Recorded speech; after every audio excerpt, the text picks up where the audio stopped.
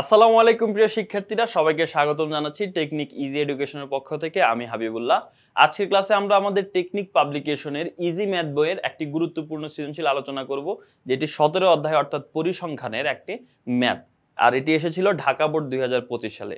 Dhaka board 2025 সালে দুইটা সৃজনশীল এসেছিল, কারণ 17 অধ্যায় থেকে দুইটা সৃজনশীলই আসে। তার মধ্যে একটা সৃজনশীল অলরেডি আমরা আলোচনা করে ফেলেছি, মানে আমাদের বইয়ের প্রথম সৃজনশীল আর কি। এটা হচ্ছে বইয়ের আরেকটা সৃজনশীল। তো আসো আমরা এটা সমাধান করার চেষ্টা করি। তো এখানে যদি আমরা দেখি, এখানে দশম শ্রেণীর 30 জন শিক্ষার্থীর গণিত বিষয়ে প্রাপ্ত নাম্বারগুলো দেওয়া আছে। অর্থাৎ দশম শ্রেণীর 30 জন শিক্ষার্থী কত পেয়েছে গণিতে, কেউ 75, কেউ 65, কেউ 80, কেউ 55, কেউ 60। তুমি মনে মনে বলতেছো আমি পরীক্ষা দিলে তো 100-তে 100 পাইতাম। এখানে কেউ 100-তে 100 কেউ পায় নাই, সর্বোচ্চ 99। তুমি দিলে 100-তে পাইতে, তাই না? আচ্ছা, এখন আসো এটা থাকুক, আমরা ক নাম্বার সমাধান করে ফেলি, কারণ ক নাম্বার উদ্দীপকের সাথে রিলেটেড না, রিলেটেড থাকে না নরমালি। ম্যাক্সিমাম টাইম ক নাম্বার আলাদা একটা ইন্ডিপেন্ডেন্ট কোশ্চেন থাকে। তো আমরা যদি এখানে দেখি ক নাম্বার প্রশ্নে এখানে বলা হচ্ছে এই সংখ্যাগুলোর মধ্যক কত। এরকম 5, 7টা, 8টা, 10টা সংখ্যা দিয়ে তোমাকে বলবে এই সংখ্যাগুলোর মধ্যক কত নির্ণয় করতে হবে। তো মধ্যক নির্ণয় করতে গেলে তোমাকে যেই কাজ করতে হবে, প্রথমে সংখ্যাগুলোকে ছোট থেকে বড় আকারে সাজাই লিখতে হবে। তো আমরা যদি এখানে খেয়াল করি, এখানে যে এই 7 থেকে 9 পর্যন্ত সংখ্যাগুলো, এদেরকে আমরা ছোট থেকে বড় আকারে সাজাই লিখব। এই যে দেখো, সংখ্যাগুলোকে মানের ঊর্ধ্বক্রম অনুসারে। মানের ঊর্ধ্বক্রম মানে কি? ছোট থেকে বড়। আবার মানের অধক্রম মানে বড় থেকে ছোট। যেভাবে সাজাও সমস্যা নাই। তো নরমালি আমরা ঊর্ধ্বক্রম অনুসারে সাজাই। তো ছোট থেকে বড় আকারে সাজাই লিখলাম 7, 8, তারপর হচ্ছে 11, তারপর হচ্ছে 7, 8, তারপর 9, 11, 13, 15। এই যে 7, 8, 9, 11, 13, 15। ওকে, এরপর তুমি দেখবা এখানে যে সংখ্যাগুলো আছে এগুলো কি জোড় সংখ্যক না বিজোড় সংখ্যক। অর্থাৎ যদি 6টা সংখ্যা থাকে তাহলে জোড়, 7টা সংখ্যা থাকলে বিজোড়, 8টা সংখ্যা থাকলে জোড়, এরকম। তো আমরা এখানে গুণে দেখলাম এখানে 6টা সংখ্যা আছে, তার মানে n এর মান 6। এটাকে n দিয়ে প্রকাশ করব, n এর মান হচ্ছে 6। আর n এর মান যেহেতু 6, এটাকে আমরা বলবো এটা একটা জোড় সংখ্যা। আশা করি বুঝতে পেরেছো। এখন কেন জোড় বিজোড়? কারণ জোড় হলে মধ্যকের সূত্র একরকম, আর বিজোড় হলে মধ্যকের সূত্র আরেক রকম। তো যেহেতু জোড় সংখ্যক, তাহলে সূত্রটা কি? এখন আমরা সূত্রতে চলে যাই। দেখো, মধ্যক নির্ণয়ের সূত্র জোড় হলে সূত্রটা হচ্ছে n/2 তম পদ প্লাস n/2 + 1 তম পদ ডিভাইডেড বাই 2। n/2 তম পদ প্লাস n/2 + 1 তম পদ ডিভাইডেড বাই 2। এটা হচ্ছে মধ্যকের সূত্র যদি n এর মান জোড় হয়। এখন n এর মান কত? ওই যে কয়টা সংখ্যা ছিল? 6টা সংখ্যা ছিল। তার মানে n এর মান হচ্ছে 6। সো n এর মান আমরা 6 বসাই দিলাম, এখানে n এর মান 6 বসাই দিলাম। এবার 6 কে 2 দিয়ে ভাগ করলে হয় 3, আর 6 কে 2 দিয়ে ভাগ করলে 3, 3 এর সাথে 1 যোগ করলে 4, আর নিচে হচ্ছে 2। এখন 3তম পদ আর 4তম পদ কোনটা? 3তম পদ আর 4তম পদ হচ্ছে তুমি যেটা সাজাই লিখছো ছোট থেকে বড় আকারে, সেখানের 3 নাম্বার পদটা হচ্ছে 3তম পদ, 4 নাম্বার পদটা হচ্ছে 4তম পদ। এই যে দেখো, আমরা এখানে যেটা সাজাই লিখলাম যে 3 নাম্বার পদ, যেটা সাজানোর পরে তুমি এখান থেকে কিন্তু 3 নাম্বার পদ নিলে হবে না। সাজাই লেখার পরে 3 নাম্বার পদ যেটা, সেটা হচ্ছে তোমার 3তম পদ। সাজাই লেখার পরে 4 নাম্বার পদ যেটা, সেটা 4তম পদ। তার মানে 3তম পদ 9 আর 4তম পদ হচ্ছে 11। তাহলে এখানে আমরা যদি খেয়াল করি যে সাজিয়ে লেখার পরে আমাদের 3তম পদ যেটা পাইছি সেটা আমরা লিখে ফেলবো। এই যে 3তম পদের মান 9 এবং 4তম পদের মান 11। 9 আর 11 যোগ করলে 20, 20 কে 2 দিয়ে ভাগ করলে 10, তার মানে আমাদের মধ্যক 10। লাস্টে লিখে দিবা অতএব নির্ণেয় মধ্যক সমান 10। আশা করি বুঝতে পেরেছো। খুবই সহজ একটা প্রশ্ন ছিল। এখন আসো আমরা চলে যাব আমাদের পরবর্তী প্রশ্ন, যেটা হচ্ছে খ নাম্বার প্রশ্নে। এখানে এই যে সংখ্যাগুলো আছে, এই সংখ্যাগুলোকে বলতেছে এই সংখ্যাগুলো থেকে সংক্ষিপ্ত পদ্ধতিতে গড় নির্ণয় করতে বলছে। মানে এই উদ্দীপক থেকে সংক্ষিপ্ত পদ্ধতিতে গড় নির্ণয় করতে বলছে। তো এখানে তোমাকে কয়েকটা প্রশ্নে বলতে পারে, সংক্ষিপ্ত পদ্ধতিতে গড় বলতে পারে, মধ্যক নির্ণয় করতে বলতে পারে, প্রচুরক নির্ণয় করতে বলতে পারে। যেটাই নির্ণয় করতে বলুক না কেন, এটাকে তোমাকে আগে টেবিলে রূপান্তর করে নিতে হবে। অর্থাৎ এই যে ছকটা আছে বা এই যে উপাত্তগুলো আছে, এই উপাত্তগুলোকে সারণী আকারে করে নিতে হবে। অর্থাৎ শ্রেণীব্যাপ্তি, গণসংখ্যা, এই জাতীয় রূপান্তর করে নিতে হবে। তাই পরীক্ষার টাইমে যেটা শ্রেণী দিয়ে একটা প্রশ্ন থাকে, নরমালি শ্রেণী দিয়ে থাকে, আর একটা প্রশ্ন এইরকম থাকে। তো শ্রেণী দিয়ে প্রশ্ন যেটা, সেটা সবাই অ্যান্সার করে, কারণ ওইখানে শ্রেণী বানানোর জন্য, টেবিল বানানোর জন্য কোনো প্যারা নিতে হয় না। কিন্তু এখানে এই প্যারাটা নিতে হবে, তোমাকে অবশ্যই টেবিল বানাতে হবে। তার মানে আমরা এটাকে আগে টেবিলে রূপান্তর করব, যেটাকে বলা হয় গণসংখ্যা নিবেশন সারণী। তার পরবর্তীতে আমরা সংক্ষিপ্ত পদ্ধতির গড় নির্ণয় করব। তো এখন সারণী নিতে হলে কি করতে হয়? সারণীতে নিতে হলে সর্বপ্রথম এখানে সর্বোচ্চ মান কত সর্বনিম্ন মান কত, এগুলো আগে তোমাকে বের করতে হবে। তাহলে চলো আমরা চলে আসি, আমরা যদি এখানে খুঁজি আমাদের ওই সংখ্যাগুলোর মধ্যে ওইখানে যে 30টা মান ছিল, ওই 30টা মানের মধ্যে সবচেয়ে বড় মান যেটা সেটা হচ্ছে 99, আর সবচেয়ে ছোট মান যেটা সেটা হচ্ছে 50। এটা তোমাকে খুঁজে এটা লিখতে হবে। আচ্ছা, এরপরে ছক বানাতে গেলে তোমার আরেকটা জিনিস লাগবে, যেটা হচ্ছে পরিসর। তো পরিসর বের করার সূত্র কি? পরিসর বের করার সূত্র হচ্ছে এই সর্বোচ্চ মান বিয়োগ সর্বনিম্ন মান যোগ 1। এই যে দেখো, সর্বোচ্চ মান বিয়োগ সর্বনিম্ন মান যোগ 1। সর্বোচ্চ মান থেকে সর্বনিম্ন মান বিয়োগ করে 1 যোগ করে দেব। তো সর্বোচ্চ মান কত? 99, সর্বনিম্ন মান কত? 50, তার সাথে 1 যোগ করে দিব। 99 থেকে 50 বিয়োগ করলে হয় 49, 49-এর সাথে 1 যোগ করলে হবে 50, তার মানে উপাত্তের পরিসর হয়ে গেল 50। তাহলে কি কি করা লাগবে ছক নির্ণয় করতে গেলে? আমরা আবার বলি, সর্বোচ্চ মান, সর্বনিম্ন মান, উপাত্তের পরিসর। এই যে সর্বোচ্চ মান, সর্বনিম্ন মান, উপাত্তের পরিসর, তিনটা জিনিস। আরো আছে? হ্যাঁ, আরো আছে। এর পরবর্তীতে তোমাকে শ্রেণী সংখ্যা নির্ণয় করতে হবে। এই যে শ্রেণী সংখ্যা, এই শ্রেণী সংখ্যা নির্ণয়ের সূত্র হচ্ছে শ্রেণী সংখ্যা। শ্রেণী সংখ্যা বলতে কি বোঝায়? ওই যে তুমি ঘর করবা, এই যে ঘর যে করবা, এখানে কয়টা লাইন? এই যে 1টা 2টা 3টা 4টা, 4টা শ্রেণী। তো এইরকম আর কি কয়টা শ্রেণী লাগবে সেটা বের করার সূত্র, সেটাকে বলা হয় শ্রেণী সংখ্যা। এই শ্রেণী সংখ্যা বের করার সূত্র হচ্ছে উপাত্তের পরিসর, ওই যে পরিসরটা, সেটা পরিসর তো আমরা পেয়ে গেছি ভাই, এই যে পরিসর আমরা পেয়ে গেছি, ডিভাইডেড বাই শ্রেণী ব্যাপ্তি বা শ্রেণী ব্যবধান। এই যে শ্রেণী ব্যাপ্তি বা শ্রেণী ব্যবধান, শ্রেণী ব্যাপ্তি। এখন এটা কই ভাই? এটা তো নাই, এটা প্রশ্ন ছিল না যে শ্রেণী ব্যাপ্তি এত ধরে। পরীক্ষায় যদি প্রশ্নের মধ্যে বলে দেয় শ্রেণী ব্যাপ্তি এত ধরে বা শ্রেণী ব্যবধান এত ধরে, তাহলে প্রশ্নে যেটা বলা থাকবে সেটাই তুমি শ্রেণী ব্যবধান ধরে নিবা। আর যদি না বলা থাকে তাহলে কি করবা? তাহলে তোমার মতো করে একটা ধরে নিবা। এখন তোমার মতো করে কত ধরবা? তুমি 5 ধরতে পারো, 8 ধরতে পারো, 10 ধরতে পারো। এখন ধরবোটা কত? এখানে অনেকের সাথেই টেবিল আর মিলে না। যখন প্রশ্নে দেওয়া থাকে না, কেউ 8 ধরে, কেউ 10 ধরে, কেউ 5 ধরে।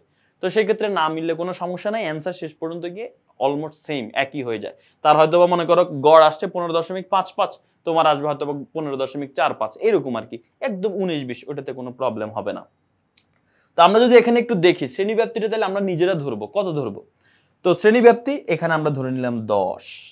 শ্রেণীব্যাপ্তি কত ধরে নিব? 10 ধরে নিয়ে এখন কথা হচ্ছে ভাই কেন 10 ধরতেছি? দেখো, নর্মালি এখানে আমি তোমাকে একটা ট্রিক শিখাই রাখি।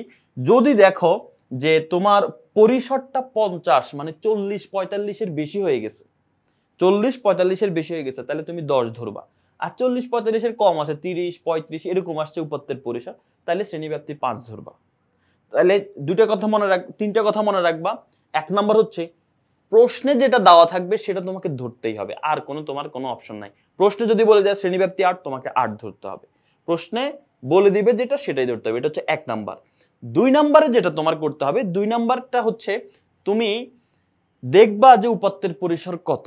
যদি দেখো 40-45-এর বেশি, তাহলে তুমি 10 ধরে নিবা।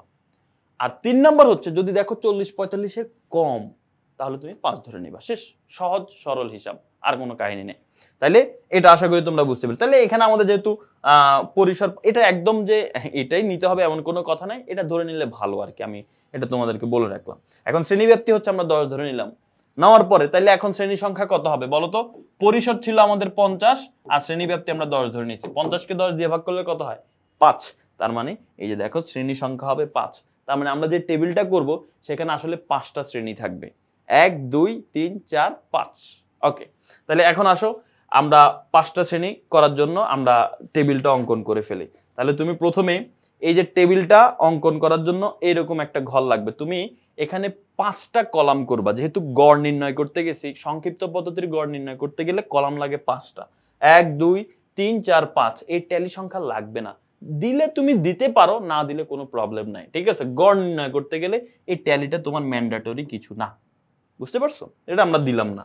তো তুমি চাইলে দিতে পারো, অনেকে হচ্ছে ট্যালি দিয়ে হচ্ছে সুবিধা মনে করে, তো সেক্ষেত্রে দিতে পারো, না দিলে কোনো প্রবলেম নাই।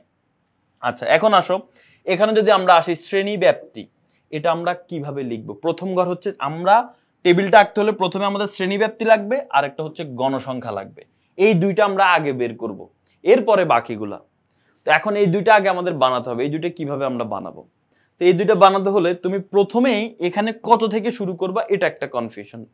তোমার ওই যে সর্বনিম্ন মান কত ছিল উপাত্তের মধ্যে, সর্বোচ্চ মান ছিল 99 আর সর্বনিম্ন সবচেয়ে কম মান ছিল 50। যেটা সবচেয়ে কম মান ছিল সেটা থেকে শুরু করবা। তাহলে সবচেয়ে কম মান হচ্ছে এই যে 50, সবচেয়ে কম মান নিলাম 50। নেওয়ার পরে এরপরে 50 থেকে কত পর্যন্ত লিখবো এখানে, এটা আরেকটা প্রশ্ন। 50 থেকে কত পর্যন্ত? দেখো 50 থেকে ওই যে তুমি শ্রেণীব্যাপ্তি ধরছো, কত ধরছো শ্রেণীব্যাপ্তি? ওই যে 10 ধরছো। শ্রেণীব্যাপ্তি বলতে কি বোঝায়? একটা শ্রেণীর নিম্ন সীমা আর উচ্চ সীমার মধ্যে বিস্তার কতটুক, ব্যাপ্তিটা কতটুক, সেটাকে বলা হয় শ্রেণীব্যাপ্তি। তার মানে শ্রেণীব্যাপ্তি আমরা 10 ধরছি, মানে এখানে আমাদের একটা শ্রেণীর মধ্যে 10টা ঘর থাকতে হবে, মানে 10টা মান থাকতে হবে। তাহলে শুরু তো করতে হবে 50, 50-এর সাথে আরো 10টা মান হইলে কয়টা হয়? তাহলে তুমি বলবো ভাই 50-এর সাথে 10 হলে তো 60টা হয়, তাহলে এখানে 59 পর্যন্ত কেন লিখছে? না, 50-এর সাথে 10 ঘর মানে 50 সহ 10 ঘর হিসাব করলে 59 হয়। দেখো 50, 51, 52, 53, 54, 55, 56, 57, 58, 59। আমার হাতে কিন্তু আঙ্গুল 10টায়, বিশ্বাস না করলে তুমি গুনে দেখো, দেখো হাতে আঙ্গুল 10টায়, আমি কিন্তু 10 আঙ্গুলে গুনছি, 59-এ গিয়ে শেষ হয়ে গেছে। তার মানে 50 থেকে 59-এর মধ্যেই 10টা ঘর থাকে, তাই আমি 50 থেকে 59 পর্যন্ত লিখবো। তো এরকম পরীক্ষার হলে বা পরীক্ষার হলে লাগবে না, প্রথম প্রথম কয়েকটা ম্যাথ করার টাইমে তুমি আঙ্গুলে গণো, এরপর তুমি বুঝে যাবে ও আচ্ছা এটা না আসলে 60 পর্যন্ত হয় না, এক ঘর কম হয়।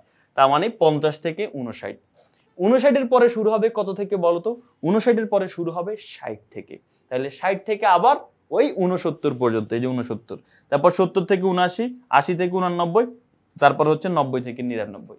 ভাই তারপর লিখবো না 100 থেকে 109 লিখবো না? না, কারণ আমরা বের করছি শ্রেণী সংখ্যা কয়টা হবে, 5টা। আমাদের 5টা হয়ে গেছে। দেখো 1 নম্বর শ্রেণী, 2 নম্বর শ্রেণী, 3 নম্বর শ্রেণী, 4 নম্বর শ্রেণী, 5 নম্বর শ্রেণী, 5টা শ্রেণী হয়ে গেছে, আমাদের আর লাগবে না। আচ্ছা, এবার আসো গণসংখ্যা, যেটাকে প্রকাশ করা হয় এফ আই দ্বারা। এটা কি, এটা লিখবো কিভাবে? ওই যে আমাদের উদ্দীপকে 30টা মান দেওয়া আছে, এখন আমরা সেখানে চলে যেতে হবে। প্রথমে আমরা দেখব 50 থেকে 59-এর মধ্যে ওইখানে কয়টা মান আছে। তুমি এখানে দেখবা 30টা মানই দেখবা, একটা একটা করে দেখবা। তুমি দেখবা 50 থেকে 59-এর মধ্যে কয়টা মান আছে। তুমি দেখবা 50 থেকে 59-এর মধ্যে 3টা মান আছে। এরপরে আবার দেখবা 60 থেকে 69-এর মধ্যে কয়টা মান আছে। 60 থেকে 69-এর মধ্যে তখন তুমি দেখবা 6টা মান আছে। এভাবে তুমি সবগুলা 99 পর্যন্ত সবগুলা মান দেখবা, এই মানগুলো আছে। এটা কিন্তু এখানেই অনেকে ভুল করে ফেলে, এখানে ভুল করলে কিন্তু ম্যাথটা আর হবে না। যাই হোক, এর পরবর্তীতে তুমি আবার কিভাবে বুঝবা তোমারটা হয়েছে কিনা? তুমি এই সবগুলা সংখ্যা যোগ করে ফেলো, সবগুলা সংখ্যা, এগুলাকে গণসংখ্যা বলে, এই সবগুলো গণসংখ্যা যোগ করে ফেলো, দেখবে সব যোগ করলে হয় 30। তাহলে এখন 30 হওয়ার পরে এখন কিভাবে বুঝবো হয়েছে কিনা? ওই যে উদ্দীপকে বলা ছিল 30 জন শিক্ষার্থীর গণিতে প্রাপ্ত নাম্বার, তার মানে এখানে আসলে 30 হওয়ারই কথা। এখানে একটা বেশি হয়ে গেলে একটা কম হয়ে গেলে বুঝবা যে তোমার গণনাতে ভুল আছে, আবার গুনতে হবে। তো 30 আসছে মানে এখন তুমি মোটামুটি শিওর তোমার এখানে গণনার হিসাব ঠিক আছে। আচ্ছা, এখন এই মোট গণসংখ্যা, সবগুলো গণসংখ্যা যোগ করলে যত হয় তাকে প্রকাশ করা হয় ছোট হাতের এন দ্বারা। মোট গণসংখ্যাকে এন দ্বারা প্রকাশ করা হয়। আচ্ছা, তার মানে আমাদের টেবিলের এই দুইটা ঘর আমরা পেয়ে গেলাম। ওই যে যেই প্রশ্নে আমাদের হচ্ছে টেবিল দেওয়াই থাকে, সেই টেবিলটা আর কি আমরা এখন পাইলাম মাত্র, শ্রেণীব্যাপ্তি আর গণসংখ্যা। এবার আমরা গড় নির্ণয় করতে যাচ্ছি। গড় নির্ণয় করতে গেলে এই দুইটা ছাড়াও আরো 3টা ঘর এক্সট্রা লাগে। একটা হচ্ছে শ্রেণীর মধ্যমান, একটা হচ্ছে ধাপ বিচ্যুতি, আর একটা হচ্ছে গণসংখ্যা ইনটু ধাপ বিচ্যুতি। এখন শ্রেণীর মধ্যমান কিভাবে বের করব?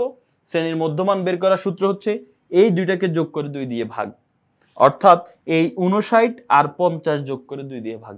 শ্রেণীর মধ্যমানের সূত্র তোমরা সবাই জানো, সর্বোচ্চ মান বিয়োগ সর্বনিম্ন মান যোগ 1। সর্বোচ্চ মান বিয়োগ না, সর্বোচ্চ মান যোগ সর্বনিম্ন মান ভাগ 2, বিয়োগ 1 না, সর্বোচ্চ মান যোগ সর্বনিম্ন মান ভাগ 2। তাহলে সর্বোচ্চ মান হচ্ছে বা উচ্চ সীমা আর কি, মানে সর্বোচ্চ মান না, এটাকে বলা হয় উচ্চ সীমা। শ্রেণীর উচ্চ সীমা যোগ শ্রেণীর নিম্ন সীমা ভাগ 2। ওই উপাত্তের পরিসর এতক্ষণ বলতেছিলাম তো, এই জন্য উপাত্তের পরিসরের সূত্রটা চলে আসতেছিল বারবার। সর্বোচ্চ সীমা বা উচ্চ সীমা যোগ নিম্ন সীমা ভাগ 2। উচ্চ সীমা 59, নিম্ন সীমা 50, যোগ করলে কত হবে? 109। 109-কে যদি 2 দিয়ে ভাগ করো 54.5। আবার এই 69 আর 60-কে যদি তুমি যোগ করো তাহলে হবে 129। 129-কে 2 দিয়ে ভাগ করলে হবে 64.5। এভাবে সবগুলোকে যোগ করে 2 দিয়ে ভাগ করে ফেলবা, মধ্যমান পেয়ে গেলাম। ফাইন, মধ্যমান হয়ে গেল। এবার আসো ধাপ বিচ্যুতি। এটাকে প্রকাশ করা হয় ইউ আই দ্বারা। ধাপ বিচ্যুতিকে প্রকাশ করা হয় কি দ্বারা? ইউ আই দ্বারা। এখন ধাপ বিচ্যুতির মান কিভাবে বসাবো? ধাপ বিচ্যুতির মান বসাইতে হলে তোমাকে একটা সূত্র ব্যবহার করে তুমি বসাইতে পারো, অথবা তুমি সরাসরি একটা হিসাবে বসাই ফেলতে পারো। এখন আমরা সরাসরি কোন হিসাবে বসাবো? দেখো, সরাসরি হিসাবে বসাইতে গেলে সহজে হিসাব, এখানে গণসংখ্যার মধ্যে দেখবা কোন শ্রেণীতে গণসংখ্যা সবচেয়ে বেশি। দেখো তো কোন শ্রেণীতে, এখানে 3, এখানে 6, আবার এখানে 9, 9 3, তার মানে 9 সবচেয়ে বেশি। তাহলে এখানে তুমি দেখতে পাচ্ছ 9 সবচেয়ে বেশি। এখন তুমি বলতে পারো ভাই এখানেও তো 9 আছে। হ্যাঁ, এই দুইটা 9 হচ্ছে সবচেয়ে বেশি।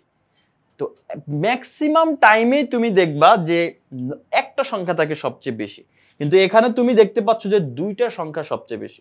এই যে এখানেও আছে, এখানেও আছে, দুইটা সংখ্যা সবচেয়ে বেশি। তো যেহেতু এখানে দুইটা সংখ্যা সবচেয়ে বেশি, তোমাকে এখান থেকে একটাকে চুজ করতে হবে।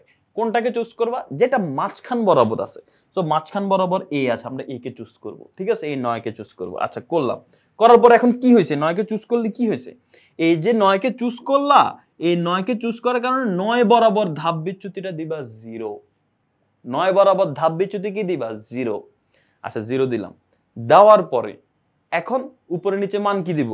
উপরের দিকে যতগুলা ঘরে আছে সেগুলা মাইনাস হতে থাকবে। 0-র পর -1, -2, -3, -4 ডট ডট ডট ডট চলতে থাকবে। তার মানে উপরের দিকে দুইটা ঘর আছে, একটা হবে -1, একটা হবে -2, আর নিচের দিকের গুলো হবে প্লাস। এই যে দেখো, +1 +2, প্লাস চিহ্ন দেওয়া লাগে না, +1 +2, আরো ঘর থাকলে হইতে +3 +4 এরকম। তো আশা করি বুঝতে পেরেছো ধাপ ভিত্তিটা কিভাবে বসায়। সূত্র দিয়ে কিভাবে আসে সেটাও আমি দেখাই দেব একটু পরে, অপেক্ষা করো।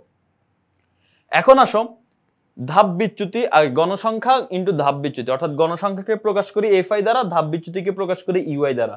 এই fi ui এর গুণফল, fi আর ui এর গুণফল। তাহলে এখানে গুণ করব, এই 3 এর সাথে -2 গুণ করব। 3 আর -2 যদি গুণ করি তাহলে -6 হয়। 6 আর -1 যদি গুণ করি -6 হয়। 9 আর 0 যদি গুণ করি 0 হয়। 9 আর 1 যদি গুণ করি 9 কে 9 হয়। 3 আর 2 গুণ করলে 6 হয়। ঠিক আছে, এবার তোমাকে যে কাজটা করতে হবে সেটা হচ্ছে এই fi ui এর যতগুলা মান আছে এই সবগুলোকে যোগ করে ফেলতে হবে। তাহলে চলো আমরা fi ui এর সবগুলা মান যোগ করে ফেলি। একটা ক্যালকুলেটর হাতে নিবা, -6, এরপর আবার লিখবা -6, এরপর লিখবা +0, +9, +6, এরপরে তুমি দেখবা তোমার অ্যান্সার আসে শুধু 3। অ্যান্সার আসে কি? শুধু 3। তার মানে এই সবগুলোর যোগফল হচ্ছে শুধু 3। এখন কথা হচ্ছে ভাই সবগুলোর যোগফল শুধু 3 আসছে, এখানে এর আগে এটা কি? দেখো এখানে আমরা কাকে যোগ করছি? এখানে আমরা fi ui কে যোগ করছি। তার মানে আমরা যে fi ui কে যোগ করছি, এই যে fi ui এটাকে যোগ করছি, তাহলে এই fi ui এর এই সবগুলোর যোগফল হচ্ছে 3। সবগুলোর যোগফল কত? সবগুলোর যোগফল হচ্ছে 3। তার মানে এই সবগুলোর যোগফল হচ্ছে 3। তো এটা যেহেতু যোগফল, এই যোগফল বোঝানোর জন্য এখানে এই চিহ্নটা ব্যবহার করা হয়।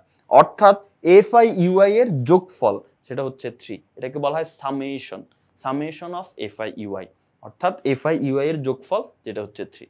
আশা করি বুঝতে পেরেছো। এই টেবিলটা তোমার কাছে আশা করি ক্লিয়ার। এখন একটা কথা বলেছি যে ui এটা আমরা কিভাবে নির্ণয় করতে পারি সেটা আমরা একটু বলে দেই। দেখো, ui নির্ণয়ের সূত্রের আগে তোমাকে এখন একটা জিনিস আগে বের করতে হবে, যেটা হচ্ছে a। এটা আমাদের সূত্রতেও লাগবে।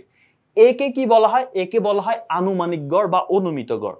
অর্থাৎ তুমি অনুমান করে নিবে একটা গড়। এখন আমি কোনটাকে অনুমান করে নিব, কোনটা গড়? দেখো, এটা অনুমান করতে হবে ওই যে যেই ঘরে গণসংখ্যা বেশি সেই ঘর বরাবর মধ্যমান যেটা, সেটাই তোমার আনুমানিক গড়। তো আমরা কোন ঘরকে ধরছিলাম? এই যে 9 কে। নিচের 9 কে কেন ধরি নাই? কারণ এই 9 মাঝখান বরাবর আছে, এই উপরে দুইটা নিচে দুইটা মাঝখানের মধ্যে আছে, তাই এই 9 কে ধরছি আমরা।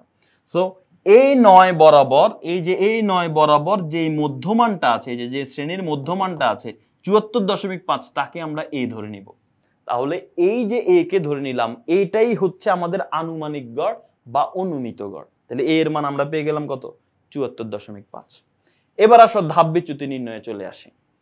তো প্রথম ঘরে ধাপ বিচ্যুতি নির্ণয় করব আমরা। প্রথম ঘরের ui নির্ণয় করব। এটা নির্ণয়ের সূত্র হচ্ছে xi - a divided by h। এখন xi এর মান কত? দেখো তো xi এর মান কত?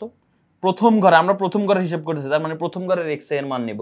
প্রথম ঘরের xi এর মান হচ্ছে 54.5। তাহলে আমি এখানে লিখলাম 54.5। এরপর হচ্ছে মাইনাস, মাইনাস লিখলাম a মানে কত? দেখো তো, a মানে হচ্ছে 74.5। তাহলে বিয়োগ করব আমরা 74.5 ভাগ h। h মানে শ্রেণী ব্যবধান। h মানে কি? শ্রেণী ব্যবধান বা শ্রেণী ব্যাপ্তি। ওই যে তুমি শ্রেণীব্যাপ্তি 10 ধরছো এটাই আসলে এইচ, তার মানে এইচ এর মান কত? এইচ এর মান হচ্ছে 10। তো 54.5 থেকে যদি তুমি 74.5 বিয়োগ করো তাহলে তুমি পাবা -20। -20 কে যদি 10 দিয়ে ভাগ করো তাহলে পাবা -2। এই জন্য দেখো এখানে মান হচ্ছে -2। ঠিক সেম ভাবে তুমি বাকিগুলোও করো, দেখবা এই একই অ্যান্সার পাবা। পরেরটার ক্ষেত্রে -1 পাবা, এর পরেরটাই 0 পাবা, 1 পাবা, 2 পাবা। তো আশা করি টেবিল নিয়ে তোমার আর কোনো প্রবলেম থাকার কথা না। এবার চলে আসো আমরা আমাদের সংক্ষিপ্ত পদ্ধতির গড়ের কাছে চলে আসি। এখন আসো সংক্ষিপ্ত পদ্ধতির গড় নির্ণয় করব। সংক্ষিপ্ত পদ্ধতির গড় নির্ণয় করতে গেলে তোমাকে যে সূত্রটা লিখতে হবে সেটা হচ্ছে এটা, গড় যেটাকে প্রকাশ করা হয় এক্স বার দ্বারা। এটার সূত্র হচ্ছে a plus summation of F I U I divided by N into H. এখন এর মান কত? এর মান ওই যে 74.5 মান বসাই দিলাম। Summation of F I U I এর মান কত? 3, এই যে বসাই দিলাম।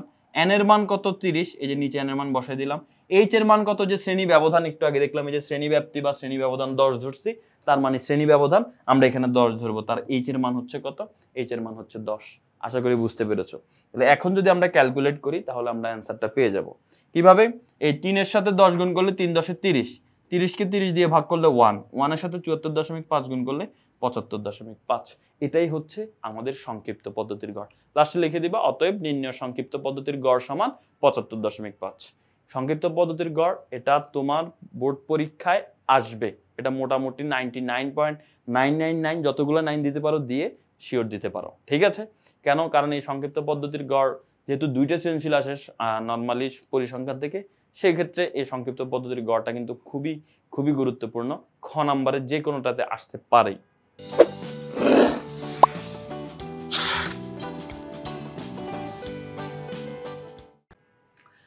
ওকে, এবার আসো এটা যাওয়ার পর এখন আমরা গ নাম্বার নিয়ে আলোচনা করব। গ নাম্বার সবসময় একটা লেখচিত্র থাকে। আমাদের 3টা লেখচিত্র আছে, গণসংখ্যা, বহুভুজ, অজীব রেখা, আয়তলেখ। এই 3টার যে কোনো একটা থাকে গ নাম্বারে। তো আমরা যদি আমাদের এই সৃজনশীল প্রশ্নে দেখি, এই সৃজনশীল প্রশ্নের মধ্যে গ নাম্বারে আছে কি? গ নাম্বারে আছে অজীব রেখা অঙ্কন করো, অজীব রেখা। তো অজীব রেখা অঙ্কন করতে গেলেও দেখো গড় নির্ণয় করতে বলুক, মধ্যক নির্ণয় করতে বলুক, প্রচুরক নির্ণয় করতে বলুক, অজীব রেখা নির্ণয় করতে বলুক, গণসংখ্যা, বহুভুজ নির্ণয় করতে বলুক, অথবা আয়তলেখ নির্ণয় করতে বলুক, এই 6টার যেটাই বলুক না কেন তোমার টেবিল লাগবেই লাগবে, মানে লাগবেই লাগবে। কেন? কারণ হচ্ছে এটা দিয়ে, এই উপাত্তগুলো দিয়ে সরাসরি তুমি এগুলো করতে পারবা না, তাহলে আমাদের টেবিলে নিতে হবে, টেবিল লাগবেই। এখন গতে গিয়েও আবার টেবিল লাগবে, তবে এখন আমাদের এত আর প্যারা হবে না, কারণ আমরা খতে খুব প্যারা নিয়ে আমরা টেবিল বানাই ফেলছি। তার মানে আমরা খয়ের টেবিলটা এখন জাস্ট কপি পেস্ট করে দিব, ঠিক আছে? তাহলে এখন আসো এটা কপি পেস্ট করব আমরা। তো কপি পেস্ট কিভাবে করব? কপি পেস্ট করতে হলে আমাদের ওই গণসংখ্যা, শুধু দুইটা জিনিস কপি পেস্ট করব, শ্রেণীব্যাপ্তি আর গণসংখ্যা। তাহলে এখানে আমাদের যে শ্রেণীব্যাপ্তিগুলো আছে, এই যে দেখো এখানে যদি খেয়াল করো, এখানে আমাদের শ্রেণীব্যাপ্তি যেটা আছে 50 থেকে 59, 60 থেকে 69, এটা কপি করব, আর এই গণসংখ্যাটা কপি করব, এই দুইটা জিনিস। সো এই যে দেখো শ্রেণীব্যাপ্তি আর গণসংখ্যা, এই দুইটা জিনিস আমরা কপি করে নিয়ে আসছি, শ্রেণীব্যাপ্তি আর গণসংখ্যা। তুমি চাইলে এখানে লিখে দিতে পারো যদি মন চায় তোমার, যে খ হতে প্রাপ্ত শ্রেণীব্যাপ্তি ও গণসংখ্যা নিয়ে সারণীটি অঙ্কন করা হলো। তো শ্রেণীব্যাপ্তি আর গণসংখ্যা লিখে নিলাম। এবার ক্রমযোজিত গণসংখ্যা আঁকতে গেলে, তোমার লেখচিত্রটা আঁকতে গেলে শ্রেণীব্যাপ্তি আর গণসংখ্যা দিয়ে কিন্তু হবে না, কাজ হবে না। তোমার আরেকটা জিনিস লাগবে, সেটা হচ্ছে ক্রমযোজিত গণসংখ্যা। সো ক্রমযোজিত গণসংখ্যা এটা তোমার এক্সট্রা নিতে হবে, ক্রমযোজিত গণসংখ্যা এটা এক্সট্রা করে লিখতে হবে। তো ক্রমযোজিত গণসংখ্যা কিভাবে লিখে? প্রথমে গণসংখ্যা যত, ক্রমযোজিত গণসংখ্যা তত হবে, সোজা হিসাব। গণসংখ্যা যত, ক্রমযোজিত গণসংখ্যা ততই হয়, মাথায় রাখবা। আবারও বলছি, গণসংখ্যা যত, এখানে গণসংখ্যা যত, ক্রমযোজিত প্রথম ঘরে গণসংখ্যা তত। এরপর থেকে হিসাব হবে কোনাকুনি, এই 3 এর সাথে 6 যোগ হবে, 3 এর সাথে 6 যোগ করলে কত হবে? 9, তার মানে পরের ঘরে ক্রমযোজিত গণসংখ্যা হবে 9। আবার কোনাকুনি হিসাব, 9 এর সাথে 9 যোগ করব, 9 এর সাথে 9 যোগ করলে কত হবে? 18, তার মানে ক্রমযোজিত গণসংখ্যা হবে 18। 18 এর সাথে 9 যোগ করব, 18 আর 9 যোগ করলে 27, ক্রমযোজিত গণসংখ্যা 27। 27 এর সাথে 3 যোগ করব, 30, তার মানে ক্রমযোজিত গণসংখ্যা 30। এখন তুমি কিভাবে বুঝবা তোমার ক্রমযোজিত গণসংখ্যাগুলো হয়েছে কিনা? তুমি দেখবা তোমার লাস্ট ক্রমযোজিত গণসংখ্যার মান কত? 30। এবার তুমি এই সবগুলো গণসংখ্যা যোগ করবা, দেখবা কত হয়। এই সবগুলোকে যোগ করলে দেখবা 30 হয়। তাহলে তুমি বুঝবা যে হয়েছে। অর্থাৎ সবগুলো গণসংখ্যা, অর্থাৎ মোট গণসংখ্যা আর ক্রমযোজিত শেষের যে মানটা সেটা যদি সেম হয়, তার মানে তোমার ক্রমযোজিত গণসংখ্যাগুলো লেখা ঠিকঠাক আছে। আর যদি না হয় তাহলে তোমাকে আবার করতে হবে। আচ্ছা, এখন আসো আমরা ছক কাগজে চলে আসি। তো ছক কাগজটা আমরা কিভাবে আঁকতে পারি সেটা হচ্ছে আমরা একটু দেখার চেষ্টা করি। দেখো, ছক কাগজের মধ্যে তোমাকে এখানে দুইটা জিনিস ফোকাসে রাখতে হবে, দুইটা জিনিস, এক্স অক্ষ আর ওয়াই অক্ষ। এই দুইটা অক্ষে দুইটা মান ধরবো। এখন এক্স অক্ষে কি ধরবো, ওয়াই অক্ষে কি ধরবো, এটা তোমার মাথায় থাকতে হবে। গণসংখ্যা বহুভুজ আঁকতে গেলে এক্স অক্ষে কি নেই, ওয়াই অক্ষে কি নেই, তারপরে হচ্ছে অজীব রেখা আঁকতে গেলে এক্স অক্ষে কি নেই, ওয়াই অক্ষ কি নেই, আবার আয়তলেখ আঁকতে গেলে এক্স অক্ষে আর ওয়াই অক্ষে কি নেই, এটা কিন্তু মাথায় থাকতে হবে। তুমি যদি একটাটা আরেকটায় বসায় দাও তাহলে কিন্তু হবে না। তো এখন আসো, আমরা যেহেতু অজীব রেখা অঙ্কন করব, এই ক্ষেত্রে এক্স অক্ষ, দেখো এক্স অক্ষ বলতে কি বুঝাচ্ছি, এই যে একটা গ্রাফ পেপারে এই শোয়ানোর যে টানটা, অর্থাৎ শুয়ে থাকবে যে টানটা, অর্থাৎ আনুভূমিক বরাবর আর কি যে টান, সেটাকে বলা হয় এক্স অক্ষ। আর এই দণ্ডায়মান বা উলম্ব বরাবর যে টানটা, সেটাকে বলা হয় ওয়াই অক্ষ। তাহলে এরকম এক্স অক্ষ আর ওয়াই অক্ষ তোমাকে অঙ্কন করতে হবে। তিনটা গ্রাফের ক্ষেত্রে এরকম এক্স অক্ষ ওয়াই অক্ষ অঙ্কন করতে হবে। এদের নাম দিবা কি, এক্স অক্ষের নাম দিবা তিনটা বিন্দু দিয়ে নাম দেয় এক্স ও এক্স প্রাইম, এই যে এক্স ও এক্স প্রাইম। আর ওয়াই অক্ষের নাম হবে ওয়াই ও ওয়াই প্রাইম, এভাবে নাম দিতে হয়। আচ্ছা, এবার আসো, এক্স অক্ষে আমরা কার মান বসাবো, ওয়াই অক্ষে আমরা কার মান বসাবো। এক্স অক্ষে মান বসাবো শ্রেণীর উচ্চ সীমা। আমার সাথে বলো কি, শ্রেণীর উচ্চ সীমা, বলো বলো, শ্রেণীর উচ্চ সীমা। তার মানে উচ্চ সীমা কোনগুলো ভাইয়া, উচ্চ সীমা হচ্ছে এই যে প্রত্যেকটা শ্রেণীর এই মানটা উচ্চ সীমা, উচ্চ সীমা, উচ্চ সীমা, উচ্চ সীমা, উচ্চ সীমা, এগুলোকে বলে শ্রেণীর উচ্চ সীমা। তাহলে উচ্চ সীমা হচ্ছে 59, 69, 89, 79, 89, 99। তো এই যে দেখো 59, 69, 79, 89, 99। এখন তুমি বলতে পারো ভাইয়া এর আগে কেন আবার 49 নিয়েছেন, এখানে তো 49 নাই।